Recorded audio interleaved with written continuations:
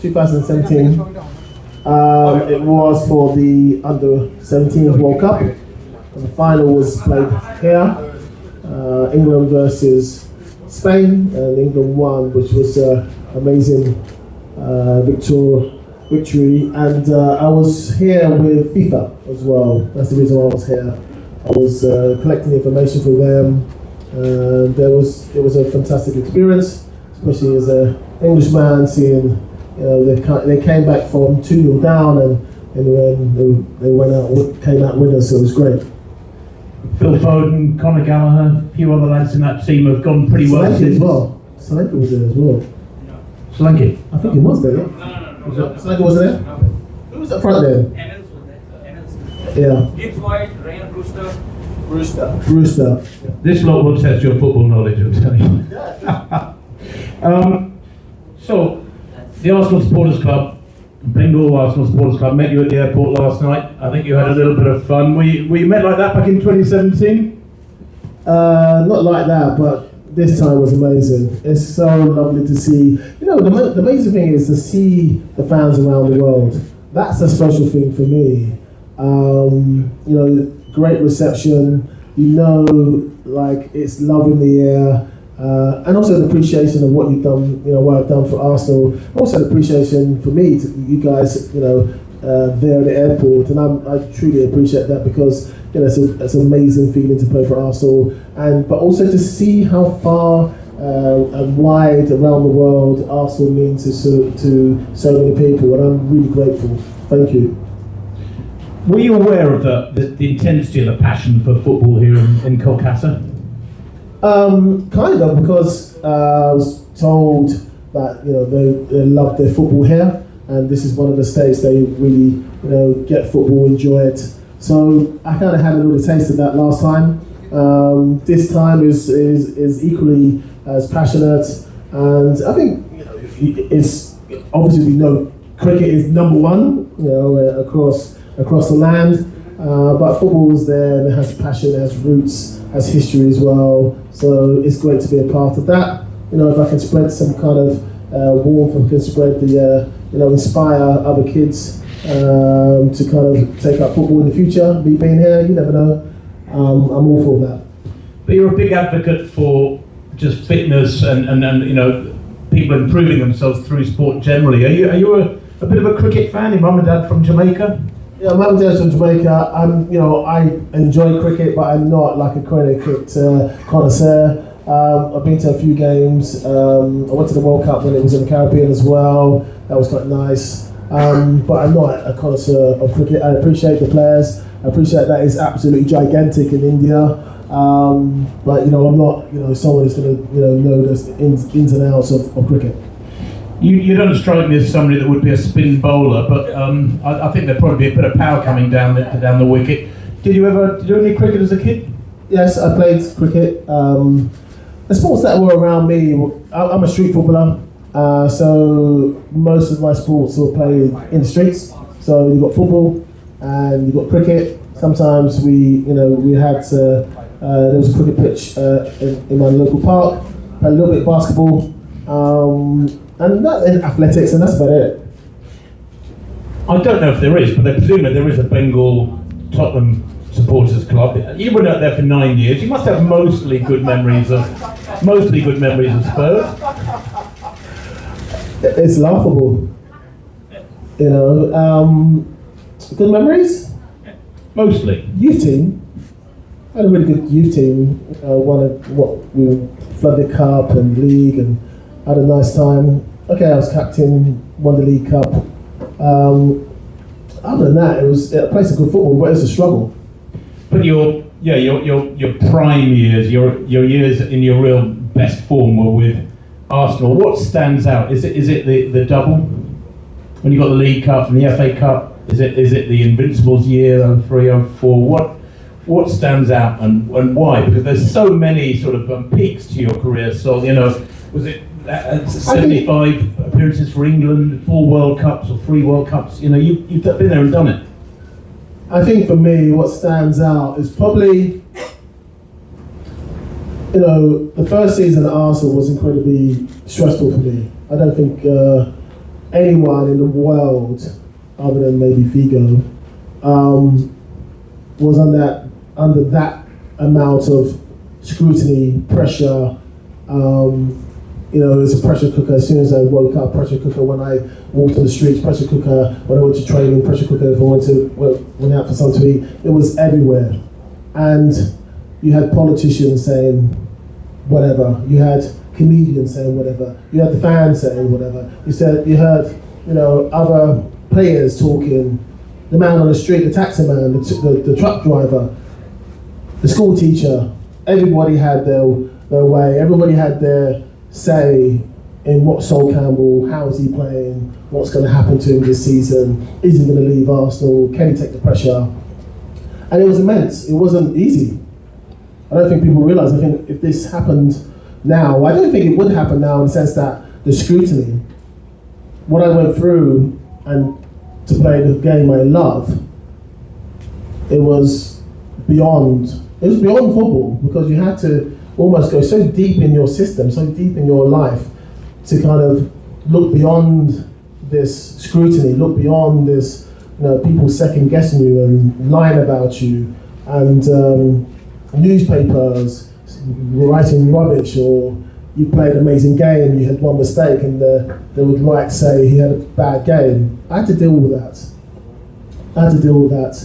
With all that pressure, and then get through an injury in the beginning of the season, and then win. And winning the double the first season under that extreme pressure from family, from everybody. People can't realise that if you was around in London around that time, I don't think you would be allowed to put that type of pressure on anyone else in the world. I don't think you would. There's some people got away with hostilities against me, was way beyond football. It was different galaxies, different atmosphere, the way people would carry on, and no accountability of how I felt, how my family felt, how everyone was, allowing this to kind of continue under this type of pressure, and I had to play football, and I had to keep my dignity, and I had to stay fit, and I had to hold my tongue, and I had to just let my football do the talking. I mean, there was, people would say, hey, you put it on yourself, but hey, I got through it, but hey, that should really happen. The way I was treated, the way people turned their backs, the way the authorities turned my backs against me, from the FA, Premier League, PFA, everybody, stuck their heads in the sand and wild soul, just get on with it. And I got on with it, and I won, but then you always look back and say, hey, that was way over the top, and no one helped me.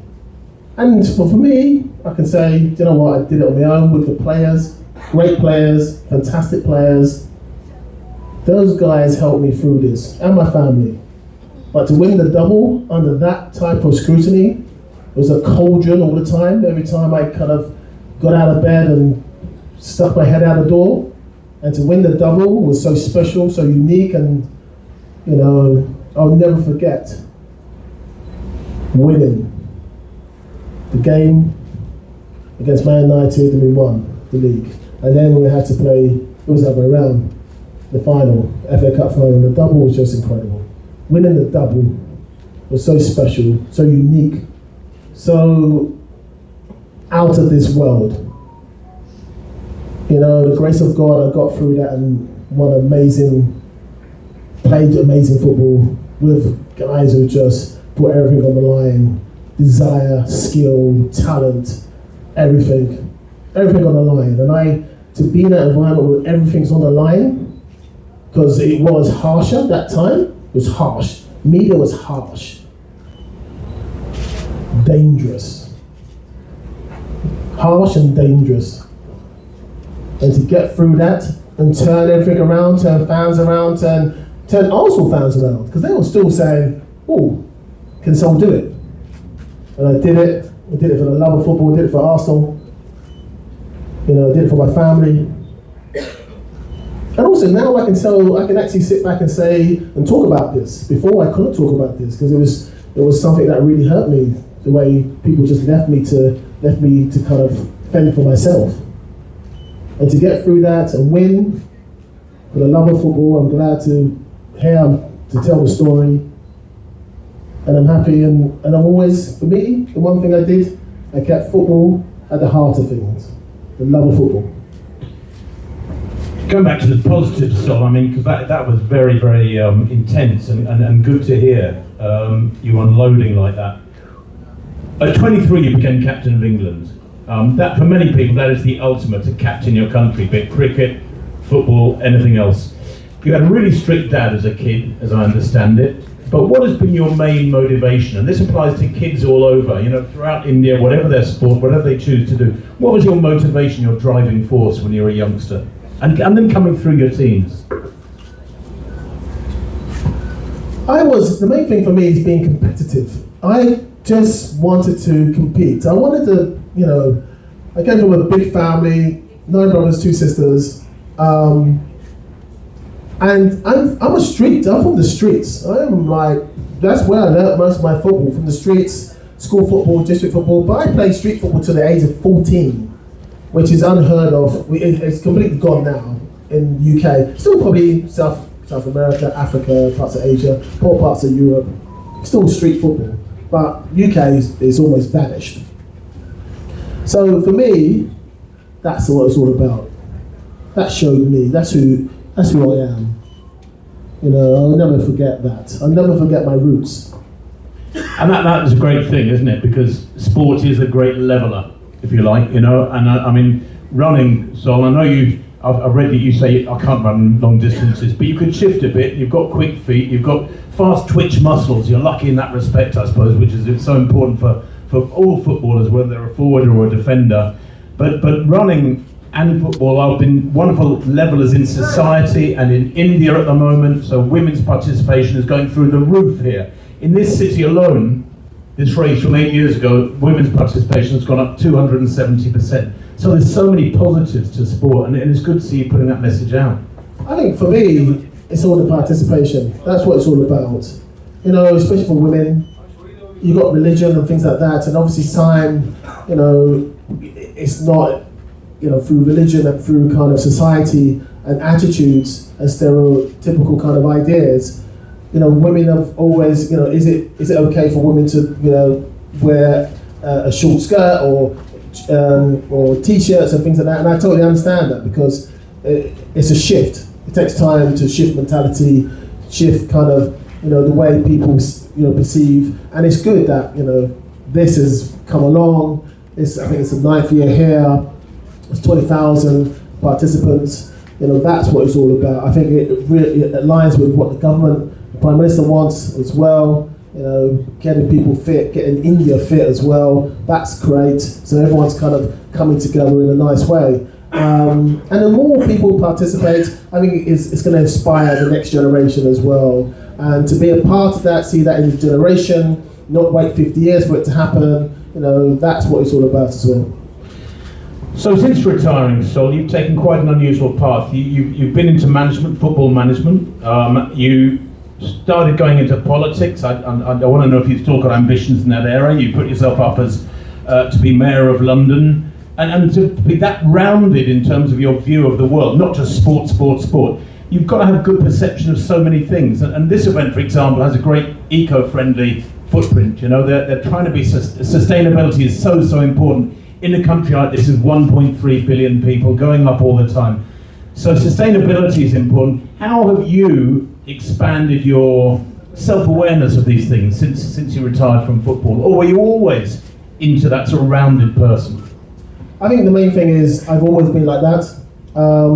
I didn't travel until, you know, I traveled a few, you know, I used to go back to Jamaica. My mum used to take me back over there as a youngster. But the main thing for me is sensitive to that surroundings. And I've always been like that. I've always been aware. I've always wanted to find out what's around the corner. And for me, you know, I grew up with hardly any books in my household. You know, just the Bible. So I literally had to go out and find information. I had to do that. I didn't have it, you know, on my doorstep. So for me, I'm very curious. I'm a curious person. I think it's healthy to be curious as a youngster. And that's what, for me, it carried on. Carried on when I used to travel with football. I used to always, sometimes when I went away, I would ask, the waiter, the person, whoever, the receptionist, how is it? What is this place like? Or what is your country like? Or whatever. And I would always ask questions because I always would say, what's this place like? Everywhere, because as a footballer, you travel around the world, you travel, there's, far-flung places when you go for World Cups and European Cups. Also, day to day, how is it in Manchester? How is it in Newcastle? How is it in, a FA Cup game, somewhere in the West Country or whatever, Bristol. So I always, not only, for me, it's a part of me, it's a part of my life. I want to find out things. And that's the beautiful thing, that crosses the board, that crosses in football. I want to learn more about football. I want to learn this. I want to learn that. I'm practicing by myself. I'm practicing with the team. I'm reflecting on my performances. All that kind of stuff. I've always been wanted to not self-taught, but I want to keep going. There's always something to learn. There's always something to do. You never stop learning. And I've always kept that attitude, and it's led me into other areas. What I'm doing with technology, and I went to improve myself. I studied at Harvard University, a media, business, and sports degree. So I wanted to kind of learn. I wanted to better myself, because I didn't have that. I've got the mind. I used to study at maths, design and realization. I used to do science and all these information technology things. I used to do that. I had to stop for like 20 years, and then I've kind of slowly got back into it. And I'm using all those kind of elements. I'm using how, to bring a team together, and using how to know what, stop this and let's go a different direction, or let's carry on this path. It's a bit rocky, but I can see if we keep going, we can get somewhere. So I'm using all those things traveling around, and I'm sensitive to that, and I understand that. I know when to stop. I know when to listen, and that's and I know when to stop, look, listen, and learn. And then you go from there. So I'm very perceptive. I'm not kind of shut off. There's some players who just go, play their football, and that's it. I've never been like that. I've always wanted to see or hear the other side of the coin, because there's so much, and that's how you learn. If a lot more people had the opportunity to travel, I think there'd be there'd be less problems in the world. With people not understanding religion, understanding where people are coming from, and all that kind of stuff. Because people don't travel. That's the thing. But not everyone can travel. I get that. So we could talk for hours. I can tell there's so much more I want to ask you, but we are under a degree of time pressure now. I know Neha and her team have organised 2 sittings for many of you in the room to chat to Sol straight after this. But just very briefly, we can take a few questions. Literally 3 or 4 questions from the floor. Yeah. Any questions for Sol? Yes, first of all here. So at the age of 50, how you keep? Sir, at the age of 50, how you keep yourself fit? What is the fitness tip you want to give those youngsters? I think for me, I walk a lot, but also I've cut certain things out of my diet as well. I think for me now, I don't eat a lot of meat now. It's mostly chicken and fish. I think that helps when you just start kind of trying to, streamline your body, because you're not playing, not training and things like that. So those kind of things help, diet. And, I live in the country, go for walks, take the dogs for walks and things like that. And I play a bit of tennis as well. That's good. I play a lot of tennis when my arms kind of, feeling strong again. Yeah, here. And tennis is quicker than golf. Yeah. Yes, over here. Can you wait for the mic? Just let me Thank you. Yeah, welcome to Calcutta for this Tata Steel 25K. I was doing commentary for All India Radio during this FIFA World Cup under 17, and you were also there. And we saw some talented players like Foden, Brewster, and they beat Spain 4-2. Why these talented players are not coming up at the senior level to get England another World Cup? And you played under Arsene Wenger. How would you compare Arsene Wenger with Alex Ferguson? With the Arsene Wenger with what? Alex. Alex. Oh, both. Yeah, compare. I think that it's a shame about the under-17s. I think Foden's probably the only one who's really come out of that with all stars. Sometimes it works like that. Sometimes you can't have everything. You've had a really good youth team, but it doesn't transfer into the first team. I know some other countries have found that bridge a little bit easier. I think Spain's probably found that easier to bridge, you know, young players into the first team, and they've been very, very successful. The difference between Alex Ferguson and Arsene Wenger, I think they're both winners. I think I would say one's a little bit more, maybe Alex Ferguson is a bit more kind of understanding about your life as well. I think you would say Arsene Wenger is probably less that. I think with Ferguson, he thought about the players and how they fit in. I think with Arsene, he put a system in place and got the players to kind of fit into that system. I think, you know, Ferguson did it the other way around. He found players and fit in the system. Arsene had the system already there, and that's how I kind of like the way to play. Get in the system and then let's go.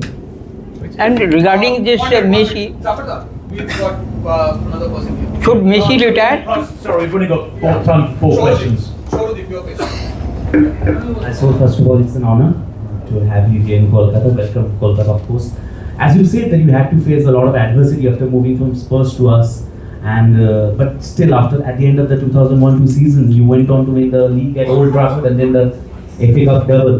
But even in this juncture, if I say, there are a lot of athletes who face adversities in terms of cricket, football, everything. We saw Bukayo Saka after he missed the penalty for England.